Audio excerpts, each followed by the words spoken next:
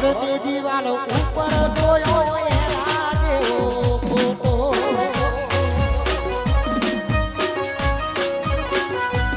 અરે ઘરની દિવાલો ઉપર જોયો એના જેવો ફોટો